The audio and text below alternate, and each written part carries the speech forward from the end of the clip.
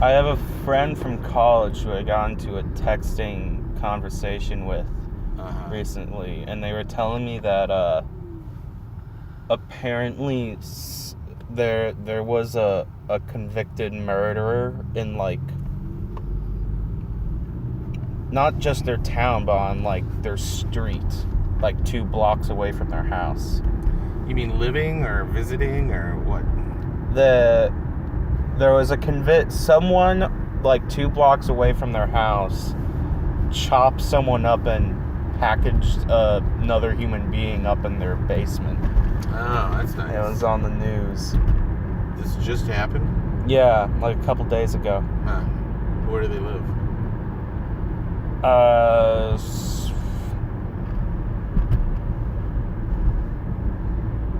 Like, do they live in Illinois? No, they live it's Wisconsin, Pewaukee or something. Pewaukee, I know where that is. Is that something like that? Yeah, Pewaukee is on the other side.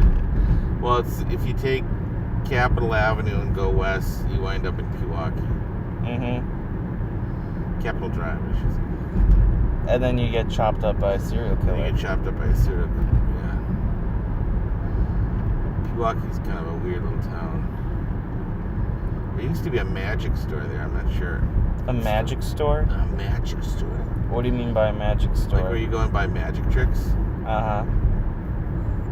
There's not a whole lot of those around anymore. There was a really famous one on Bayview on Kinnickinnick. It's called Chet's Magic Shop. I remember going there when I was a kid. Mm-hmm. Drive down to Bayview, go to Chet's Magic Shop. They had all sorts of weird stuff in there. Mm-hmm. It was kind of like the Big Fun store in Cleveland, but it was also full of magic tricks. That store had Planet of the Apes figurines. They had a lot of stuff. That's some nostalgia for you. Yep. Planet of the... I remember watching it. The show was not that good. But they did have action figures and sets that you could buy. And I think I had some at one point. I would have gone... If I was living in that time period, I would have gone nuts for them. Yep. I had like G.I. Joe and superhero action figures. You had G.I. Joe. But I also remember having Planet of the Apes. Planet of the Apes was the most intellectual action figure that you could get. I don't know about that. You might be right, though. Planet of the Apes is very intellectual. True. It's not an action series.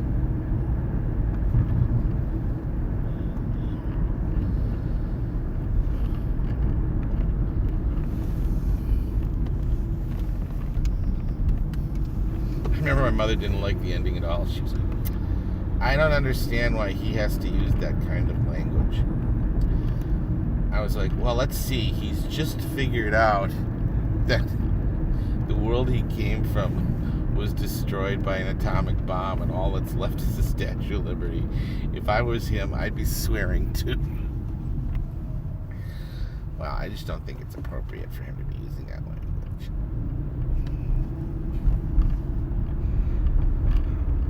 Was it that it was too strong language, or that wasn't strong enough? Remember what he says? No, it wasn't. It was too strong. Remember what he says? It says, God damn them all to hell, or something like that. Yeah, but it's like in real life, like you would be screaming F-bombs. Oh yeah. You know. Well, it's what he's trying to show is at the end is that he's suddenly realizing what has happened. Yeah. Because before, he didn't realize he was on Earth. Mm-hmm. He thought I was on a distant planet. Right. He knew that he was never going to get back to Earth. Right.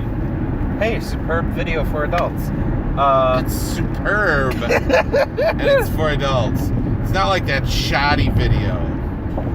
Or that mediocre video for adults. Superb. It's not even good. It's superb. Anywho.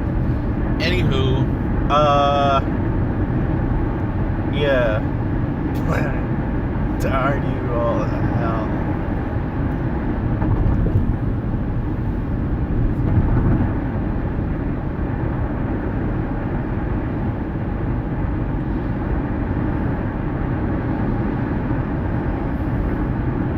He is so hammy throughout the entire movie.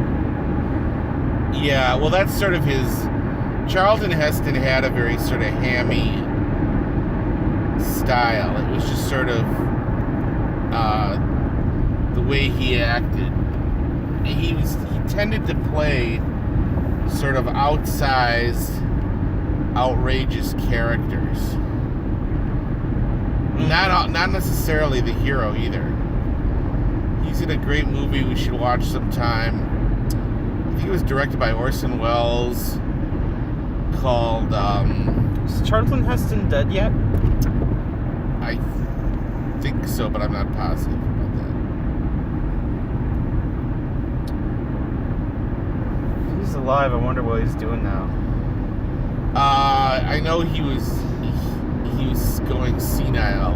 He was? Before he died. Yeah. He's pretty old. He must have, if he died, it must have been pretty recent, because I think it was pretty recently. I think he was even in the Tim Burton remake. That's possible. I think he played a monkey in it.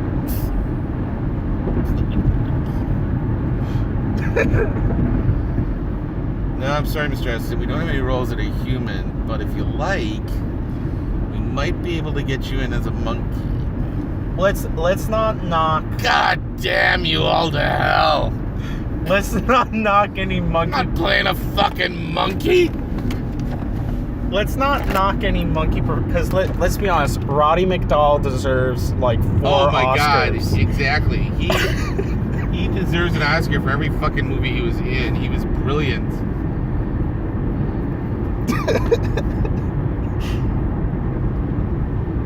When people first saw Planet of the Apes, a lot of them didn't realize that they were humans actually in those outfits. They thought they were like trained apes. Because it was so, I don't believe that. It was so well, people are not that bright. I guess they aren't. They thought the same thing about the 2001, but that's scene. Understandable.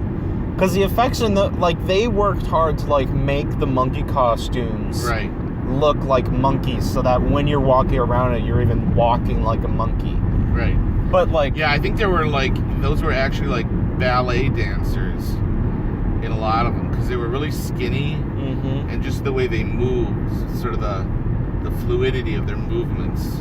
They got the top-notch special effects, special makeup artists for that movie. Has Roddy McDowall been in anything else where he's given notable performances? He was in a lot. He was in a lot of movies, a lot of TV shows. I kind of remember there was a Columbo we watched where he was the bad guy. He always Roddy McDowall always plays sort of someone who tends to be sort of upper class, tasteful, intellectual, well-educated. Was Roddy McDowall the villain in the best episode of Columbo that we saw? No, that was Louis Jourdan. Okay. He was the chef. Yeah, the chef one. That was the one we watched, and afterwards we were like, this is the best episode. Yeah, that's Louis Jourdan. He was, well, it was just the combination of him and Peter Falk was just perfect. They both sort of played off each other so well. Columbo had a lot of sort of bait and switches in figuring out the case as well.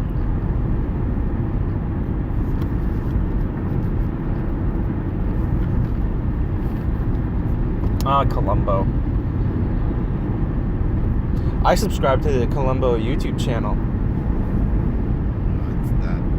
It's not something you want to brag about. Is it not? Yeah, you don't want to say that out loud in public. Why not? Okay, just saying. People might think that you're obsessed with 70s detective shows. Heaven forbid. Columbo, what a great character. He got nominated for Best Actor at the Emmys like 30 times or something. Yeah, he won role. it. I know he won it at least once. In fact, if you ever you want to watch something hilarious, watch his acceptance speech at the Emmys. It's an absolute scream. Just a hoot. Because Falk is just he's so good. Mm-hmm. And then there's another one. If you want to watch another one, there's a TV roast of Frank Sinatra. Mm-hmm. And he comes on the roast, and instead of roasting Frank Sinatra, he appears as Columbo. Uh-huh. Wanting to talk to Sinatra wanting to question him, like Frank Sinatra's the bad guy. And it's just, oh my God, is it funny? Falk was such an incredible actor. He's one of those guys like Walter Matthau and Bill Murray. He can play the good guy, he can play the villain, and he can play everybody in between. His range was incredible.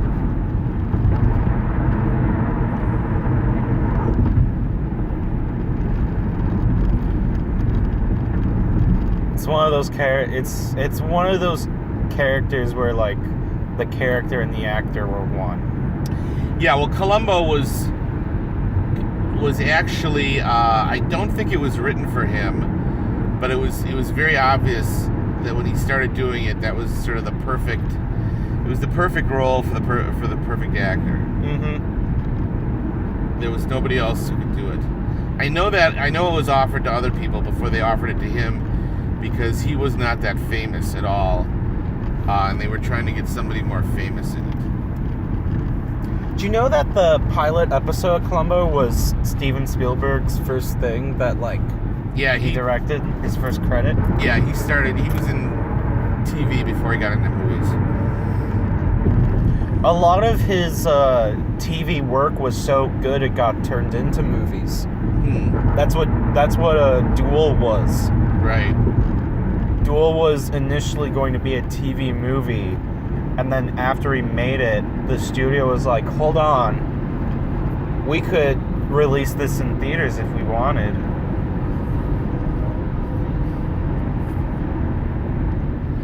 Yeah, I remember watching an interview with Peter Falk on YouTube, and he says he remembers being directed by Steven Spielberg, and Spielberg was very young, like in his 20s. Uh-huh. And he said he knew this guy was going to be a big director, he said, because he was doing all sorts of stuff that no other directors had ever done. Did he give any examples? Yeah, he said the way he set up shots, he said there was no other director doing stuff the way Spielberg was doing it. Wow. Falk also was, he was completely senile when he died. He was living in like a mansion in Beverly Hills, and supposedly he would walk outside in his underwear and like walk into traffic and start yelling at cars. He was really bad.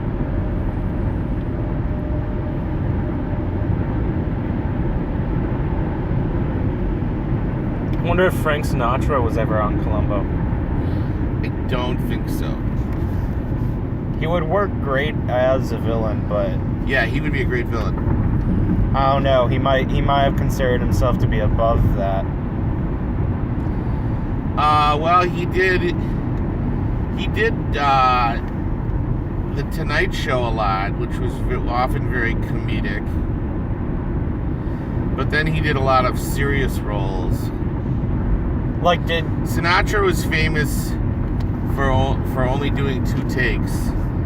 He said he would say to the director, he's like, you get 2 takes and that's it, I'm done. He would refuse to do any more than 2 takes. Can you imagine him working with like Kubrick? Kubrick would say, like 55 takes.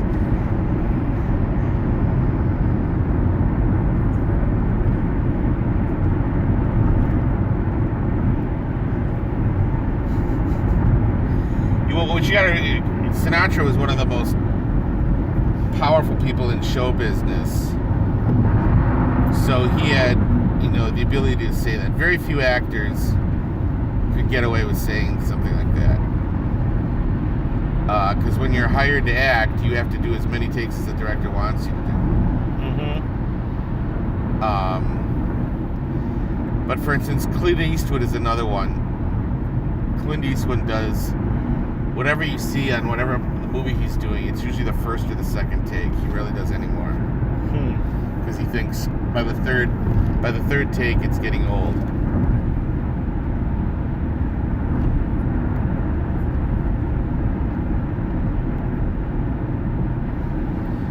You've never seen Gran Torino, have you?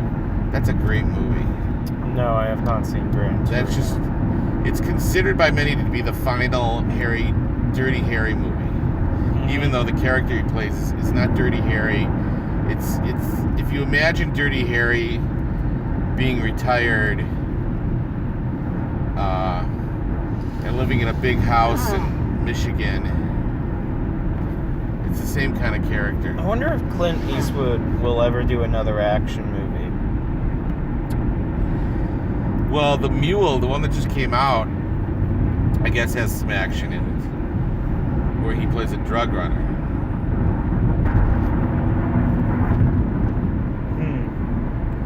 So I read the reviews. Some people say it's great. Other people say it's very corny. There's nothing wrong with corny. Well, they said Eastwood is sort of... He's playing off sort of the cliche of who he is. Which is this old, crusty, tough guy. Get off my lawn. Get off my lawn. That's the quote from Gran Torino.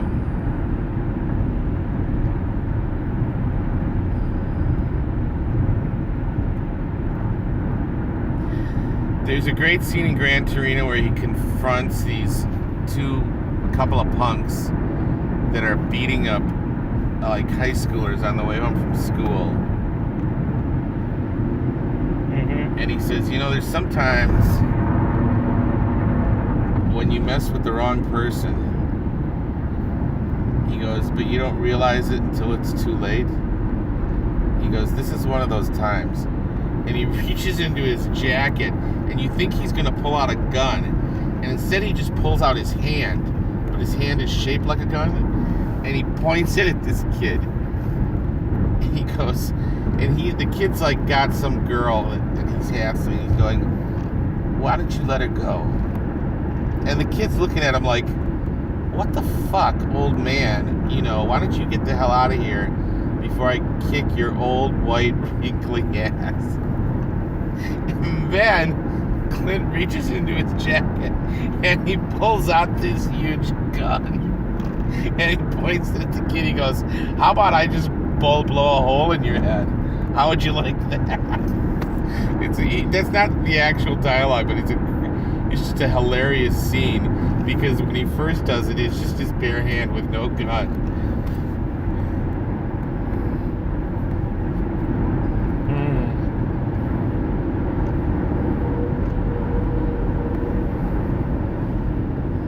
Do you remember the movie Rango? Yeah. Do you remember the scene where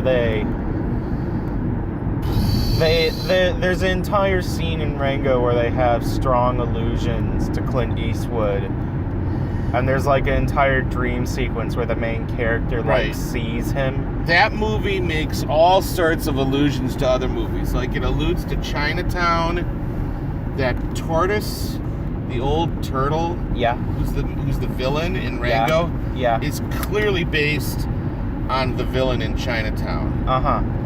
They're also at the beginning. There's a shot where they're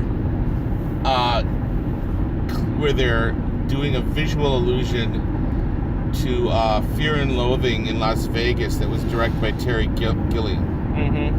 Starring Johnny Depp. Johnny Depp. Yeah, and the lizard is I think based on Johnny Depp's character. Well, it's also played by Johnny Depp.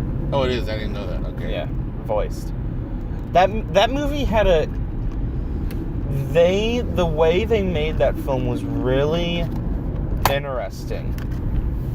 Where what they did is they would have the actors, they would film the actors doing the scene with like an our town style set, where it's very bare bones. The actors are just wearing regular clothes. They're going to perform and act out the scene.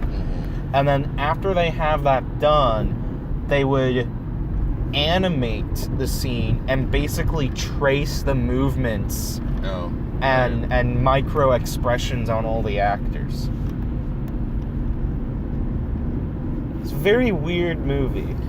I think the Clint Eastwood movie that you're talking to is High Plains Drifter, which is one of his most famous ones, because there's very, very little dialogue in this movie. It's almost total action, and it's about this guy who has no name, who comes into this town in the middle of the West, and the town is being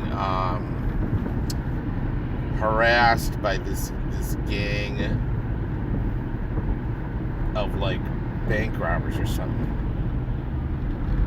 And classic story. He basically walks into town and winds up killing all the bad guys, and then he leaves at the end. And you never find out his name. Classic Western.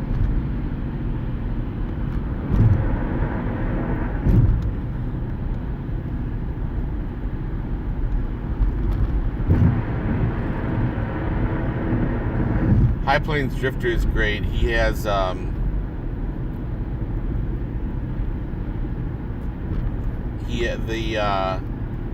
he trains the townspeople to defend themselves against this sort of roving band of bandits. Except he knows the problem is they're really not that good at none of these people are that good at shooting, so he's gonna have to help them. But they all know the bandits are coming back like next week. And so he has the town paint the facades, the front of every single building, deep red. They get buckets of paint. They paint everything red. And then the sign on the road into town that says welcome to, I can't remember whatever the name of the town is, he writes in red, welcome to hell. And so these bandits come back and they're like, what the hell is going on here? It turns into a game of intimidation. And that's where he basically kills them all. There's a fun idea there of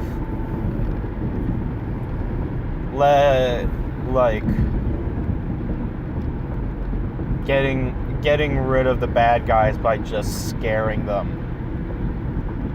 There was an episode of Burn Notice where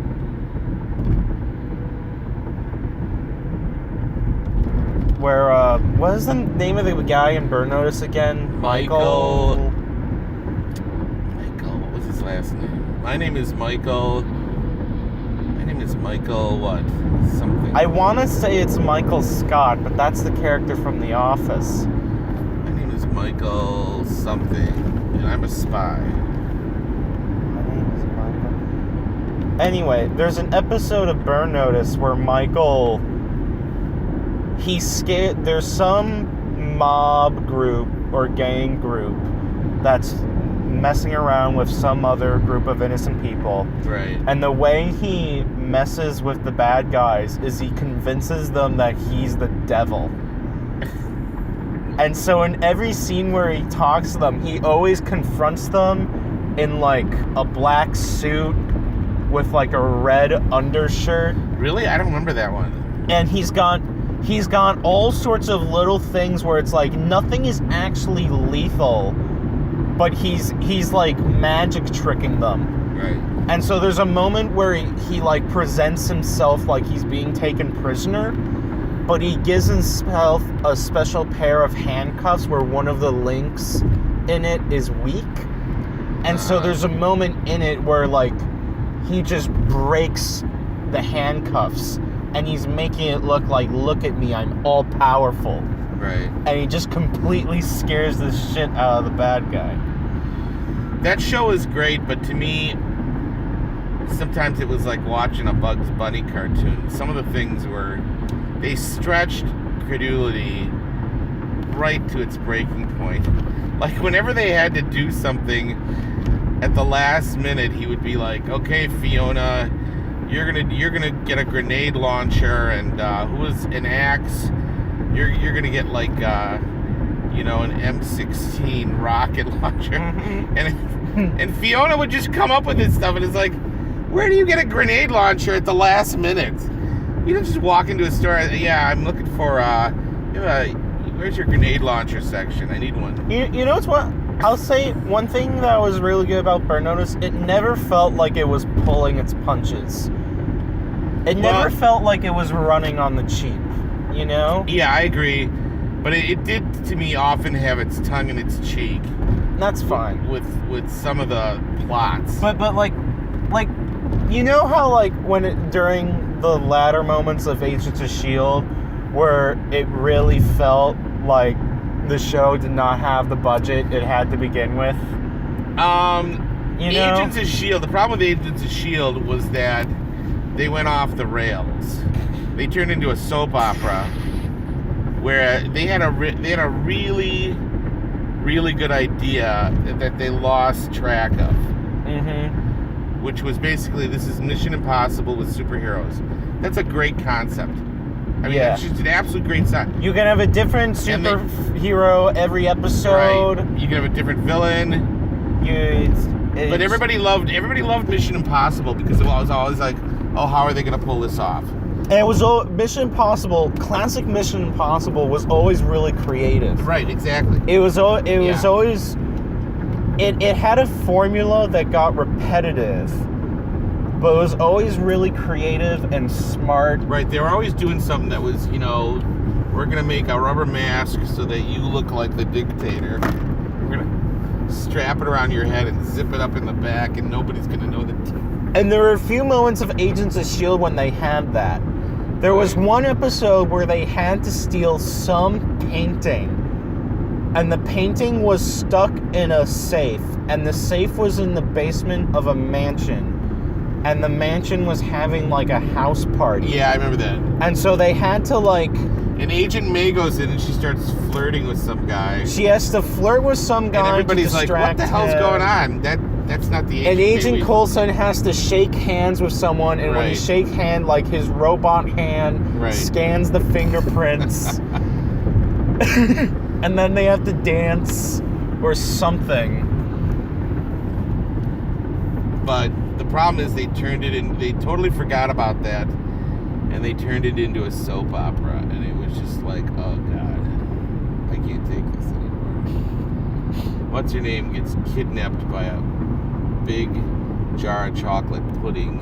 I bet it would be I have no interest in watching the show ever again at this point, but I would like to just read, like, the season summaries of plots.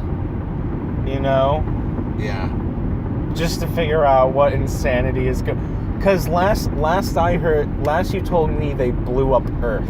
That's what I had read somewhere, is that they blew up Earth, and it was like, well, once you've blown up Earth, what do they have left to do? What, are they going to go solve mysteries on Mars?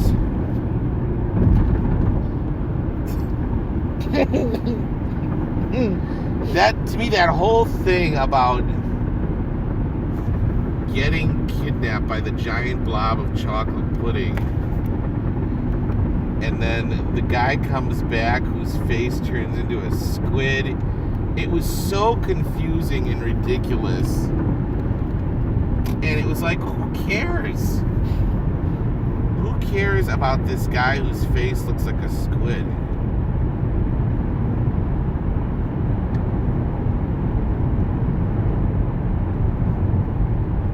Should have just kept it simple.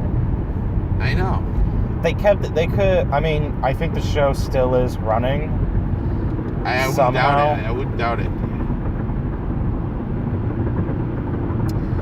characters are kind of constantly falling in and out of love with each other. Mm-hmm. One episode, one's in love with the other one, and then the next episode they're not. It's like, oh, are they going to get back together? And it's like, who cares? We don't care about any of this. We just want to see them, do these completely outrageous, rescues. Mm-hmm. That's what's fun.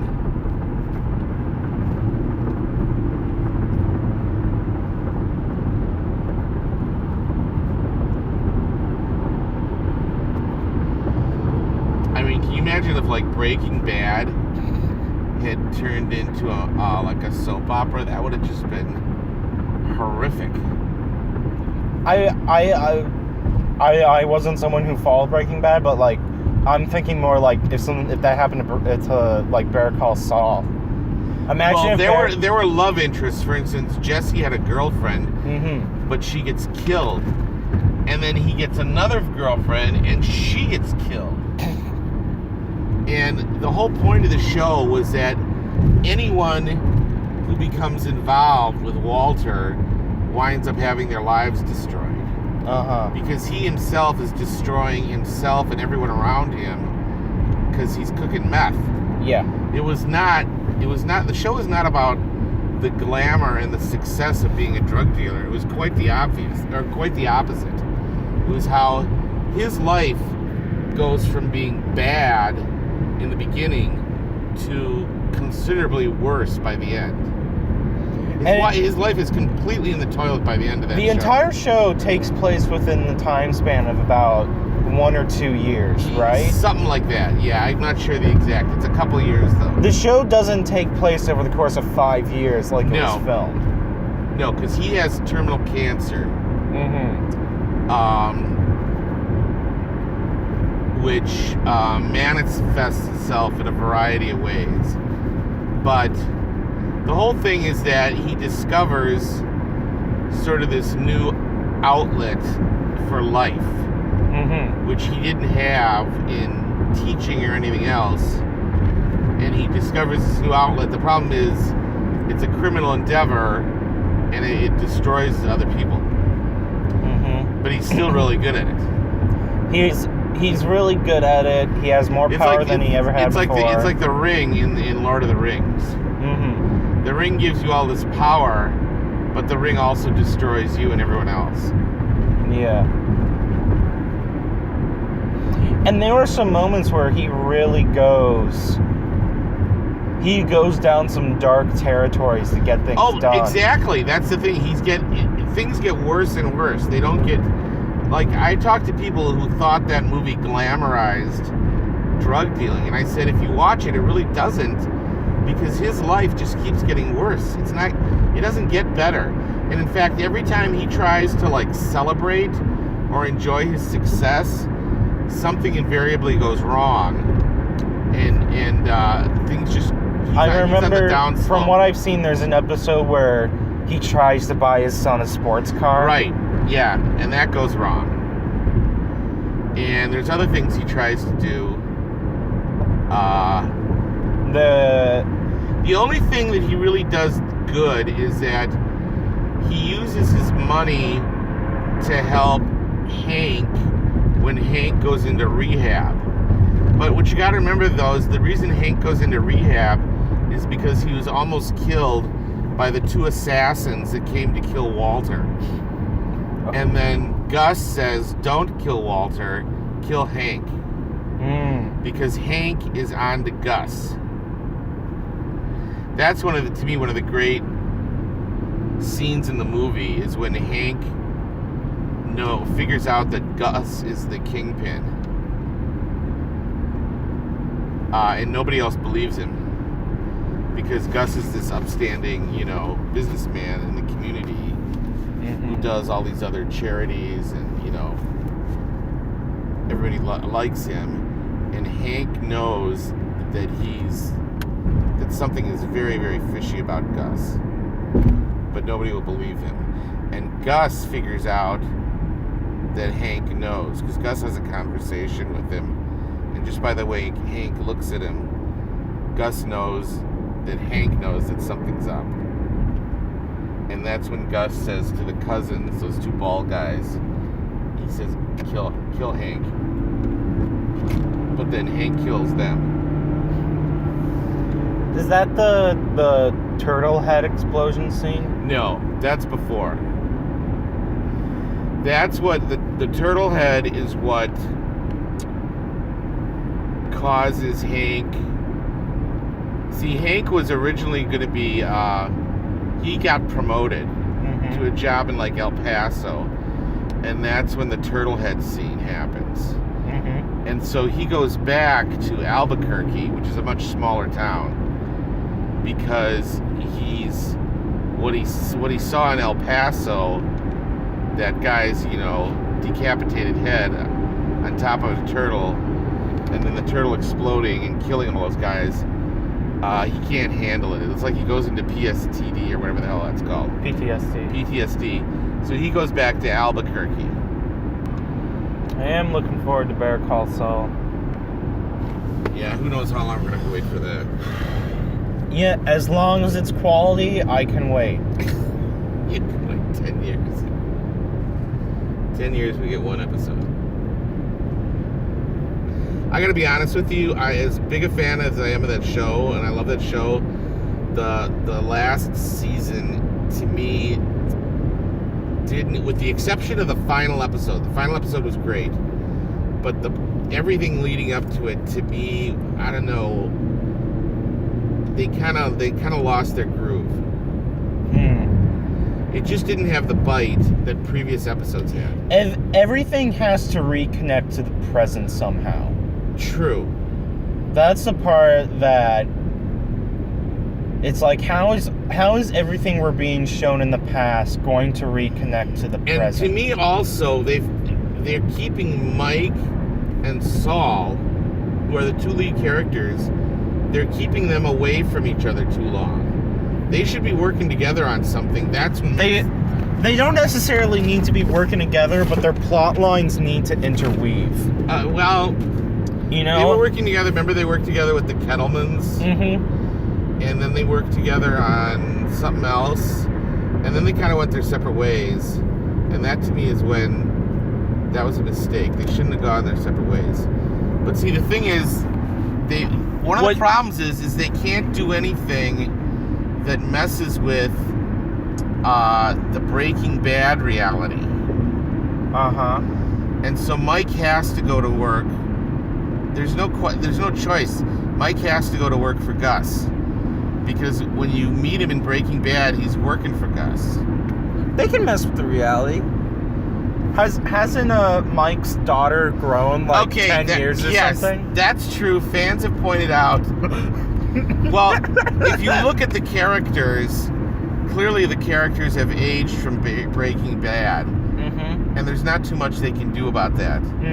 But yeah, the most outrageous example of that is Mike's granddaughter, who it simply doesn't make sense the age she's in Better Call Saul. In Better Call Saul, she's because in Breaking Bad, he actually abandons her because he's about to get grabbed by the cops. And he knows if he's there at a playground or something, and he tells her to go swinging on a swing set or something like that, and he knows the cops are watching him,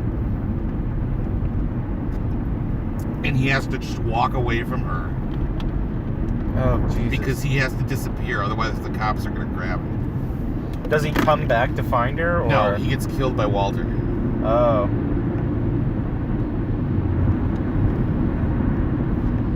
Walter shoots him. You don't remember that scene? Walter shoots him because they have an argument about something.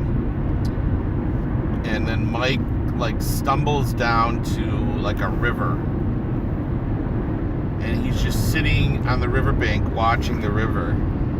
And Walter walks, and Mike's dying. He's bleeding to death.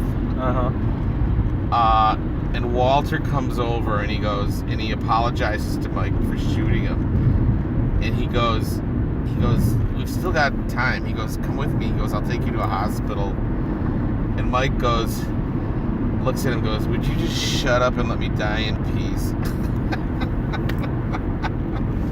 Because Mike is at that point totally, completely fed up with him.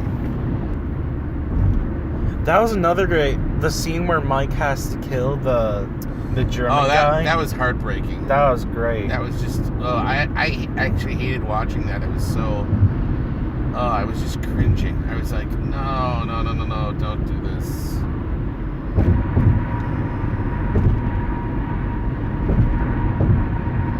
I gotta be honest, if I was Mike, I wouldn't have been able to... I would have let the guy go. I would have said, look, I'm gonna turn my back. When I turn around, you need to be gone. I wouldn't have been able to kill him because that was just so heartbreaking. Uh-huh. First of all, I gotta be honest, I don't think what the guy did was that bad. But I understand they have to be... the security needs to be... The security and everything, nobody needs to see any clues or indication of what's really going on. And there is a moment when he almost spills the beans to that one guy. Right, exactly. Well, he does.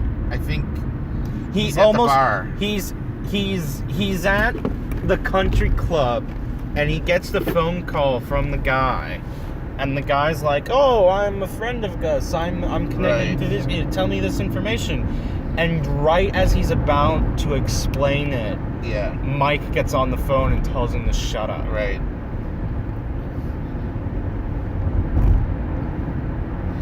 Yeah, well, I think they had to kill him because they realized that he was not able to be discreet, and they need to have. I mean, everything's got to be discreet with what they're doing. It wasn't just that he was dying; it was the fact that right before he dies, he has to tell his wife to go home. Right, he has to get rid of her.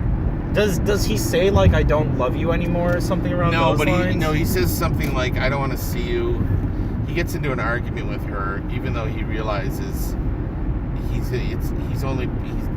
doing this argument because if he doesn't convince her to go back to Germany, she's going to be killed. Uh-huh. That whole scene was just completely. I had real problems watching that. I thought the rest of the episode was good, but like you had problems, but it's not because like. It wasn't because it was without purpose. It was because I was just like, don't do this, Mike. Don't. It's because of how emotionally invested you are with the character. Yeah, I was just like, let him go. And that's a good thing. I was like, just let him go. But I knew that wasn't going to happen. And Mike actually, he has that scene with Gus where he says, you don't have to do this. And Gus says, yeah, we do. Mm-hmm. And that's the other part. It's like, Mike doesn't want to do it. Yeah, I mean, I wouldn't be able to do that. Just execute somebody like that. Great show. Great show.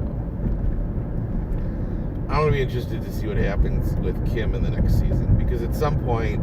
she's got to get out of the picture. Something's got to happen. She's either got to herself just say, I'm fed up with you, I'm leaving, or something bad has got to happen to her, which I really hope.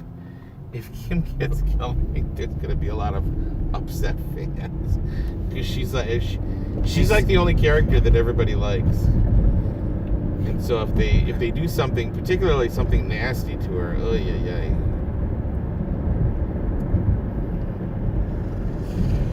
Yeah, I don't think that's going to happen. I think she's just going to go, that's it. I'm not tolerating any more of your behavior. I'm out of here. It would be best if she leaves him and then she finds him again in, right. Where is he? Alaska? No. Nebraska? Yeah, in the Cinnabon. In the Cinnabon? That would be hilarious if she shows up as a customer at the Cinnabon. That would be a great ending to it. It's a little too neat, but it would be a great ending. They find each other again somehow. Right. That would actually be the best sort of ending to it, to just see them meet up at the Cinnabon again. Right. And you don't know where their lives go after that, but you know they reconnect. Right, yeah. Here's Timmerman Field. How close are we?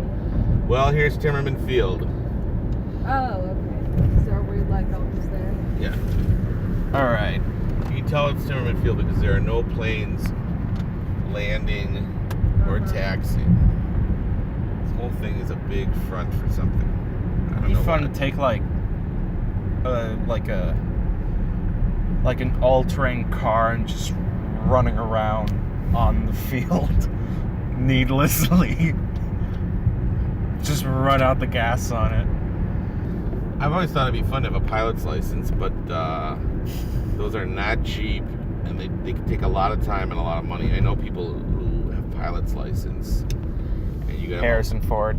I don't know Harrison Ford personally, but I know other people personally who have pilot's license, and they'll tell you you gotta have a lot of time and money in your hands. There's a great interview with Mark Hamill where Mark Hamill says the scariest thing that Harrison Ford has ever said to me is one time he called me up and said, "Hey kid, let's go flying."